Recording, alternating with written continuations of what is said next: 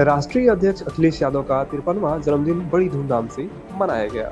उत्तर प्रदेश के पूर्व मुख्यमंत्री सपा के राष्ट्रीय अध्यक्ष अखिलेश यादव का 53वां जन्मदिन बड़े हर्षोल्लास से मनाया गया। अलग अलग विधानसभा क्षेत्र से आए हुए लोगों ने उन्हें आशीर्वाद दिया और 2027 में विजय की हुंकार भरी।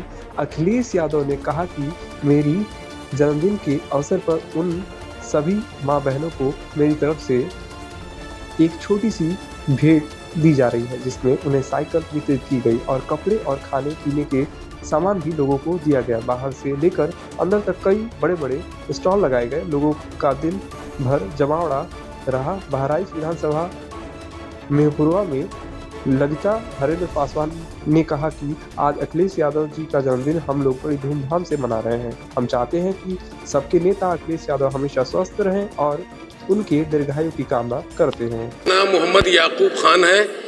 मैं रामपुर यूपी का रहने वाला हूं और मैं लखनऊ आया हूं आज माननीय राष्ट्रीय अध्यक्ष समाजवादी पार्टी उनका जन्मदिन मनाने के लिए।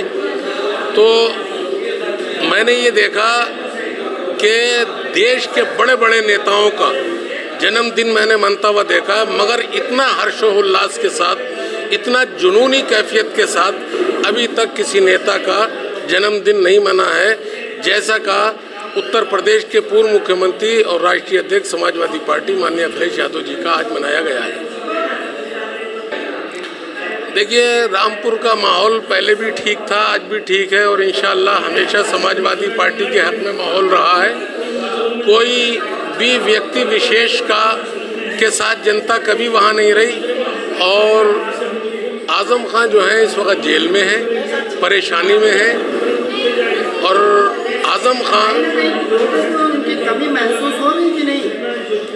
देखिए, कमी तो ये समझ लीजिए कि अगर कोई कहीं अपने साथ होता है और उसके बाद जो है कहीं बिछड़ जाता है तो कमी तो महसूस होती है। इसमें सरकार का क्या रोल है? क्या सरकार कह रही बहुत से जो कह रहे हैं कि सरकार सही कर रही है, न्याय अन्याय के खिलाफ आवाज उठाती है, कहीं ना कहीं जो है वो भी जनता भी कह रही है जो भी हो रहा है वो गलत हो रहा है। कहीं ना कहीं एक पक्ष टारगेट बनाया। देखिए, सरकार जो है, सरकार ने एक ही अपना उद्देश्य बना रखा है, समाजवाद और समाजवादियों को कुचलना। समाजवाद से न प्रदेश सरकार का कोई वास्ता है, न देश की सरकार का कोई वास्ता है। समाजवाद तो करीब होके इस सरकार के नहीं निकला है और मैं ये समझता हूँ सीएम तो हैं, हमारे सम्मानित सीएम हैं, क्योंकि सबके सीएम होते हैं, प्राइम मिनिस्टर हैं, सबके सम्मानित प्रधानमंत्री हैं, मगर नेता नहीं है। नेता के प्रदेश और देश के वो माननीय मुलायम सिंह यादव थे, क्योंकि जो जाति विशेष का, धर्म विशेष की बात करता है वो सीएम तो हो सकता है, पीएम तो हो सकता है, मगर देश का और प्रदेश का नेता या क्षेत्र का नेता नहीं हो सकता। नेता वही होता है जो सर्व समाज के हित का काम करे और सर्व समाज हित के हक में बात करे, उसके विकास के लिए बात करे, प्रदेश और देश के विकास के। से जो चल रहा है वो विपरीत परिस्थितियों में और प्रशासन के भी माननीय अखिलेश यादव जी ने हमें बुलाकर कहा कि हमने सांसदी का टिकट मौलाना मुहिबुल्लाह नदवी साहब को दे दिया है और वो पार्लियामेंट की मस्जिद में इमामत करते हैं। तो हमें खुद पता नहीं था कि कौन मुहिबुल्लाह नदवी साहब हैं, मगर जब उन्होंने हमसे बुलाकर कहा कि आपके क्षेत्र के हैं और मुहिबुल्लाह नदवी साहब पार्लियामेंट की मस्जिद के इमाम हैं, तो हमने खुद उन्हें तलाशा कि कौन है, क्या है। और जब उन्होंने माननीय अखिलेश यादव जी ने, राष्ट्रीय अध्यक्ष जी ने हमसे बुलाकर कहा कि ये सीट जिताना। जी को जन्मदिन की अधिक बधाई और अनंत शुभकामनाएं दूंगी उन्हें, और कि वो दीर्घायु हों और स्वस्थ रहें और 2027 में हमारे मुख्यमंत्री बने।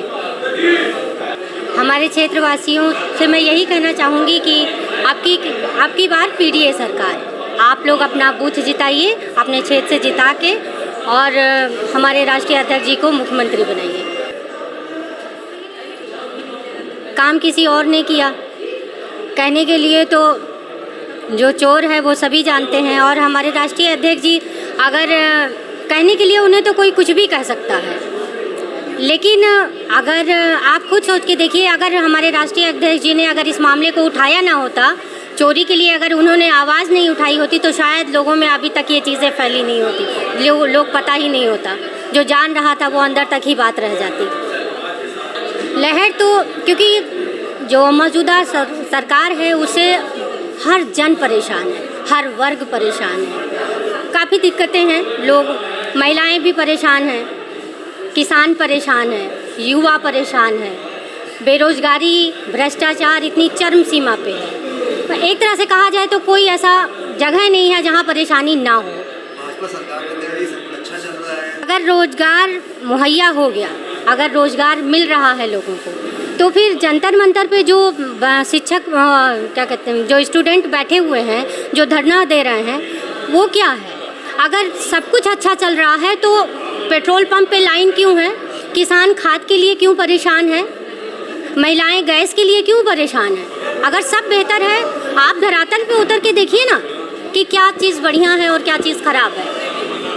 इसी पन्नों पे जैसे सारी चीज़ें परफेक्ट हैं, मैदान है और क्या कहते हैं, भैंसों का तबेला है और वहाँ बिल्डिंग बन गई है, तो उसी तरह कागज़ों में सारी चीज़ें मौजूद हैं।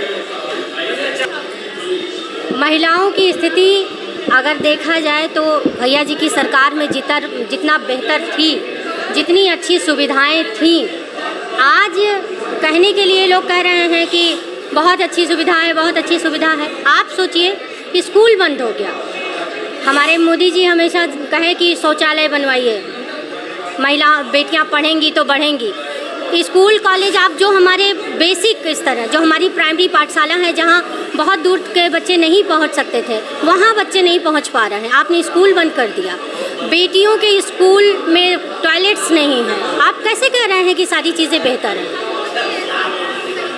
धूमधाम से मना रहे हैं। इसके लिए हम लोगों ने सदर गुरुद्वारे में बाकायदा एक अरदास भी कराई है और पाठ भी कराया था, और हम लोग यही कामना करते हैं कि 2027 में अखिलेश यादव जी फुल बहुमत के साथ मुख्यमंत्री बने और इस प्रदेश का उद्धार करें। जो आज प्रदेश का बुरा हाल है उसको एक ही मात्र इंसान सुधार सकता है, वो है हमारे नेता अखिलेश यादव जी, और ये हमारा ही होके रहेगा। देखिए, चोरी हुई वो तो गलत बात है, अखिलेश यादव को आगे आना चाहिए, इसको देखना चाहिए। ये मुद्दा चोरी का हमारे नेता अखिलेश यादव जी ने ही उठाया है, और आज उन्हीं की देन है कि पूरी जनता ये जान पाई है कि कितने सालों से चंदा चोरी हो रहा है, और ये मतलब प्रदेश की जनता का चंदा चोरी करके अपना उत्थान कर रहे हैं। एक से एक कोठी बना रहे हैं, एक से एक कार खरीद रहे हैं और विदेशों की यात्रा कर रहे हैं, और वो भी जनता के चोरी किए हुए पैसे से, जो बिल्कुल बर्दाश्त नहीं किया जाएगा। चोरी की मार अब की बार अखिलेश सरकार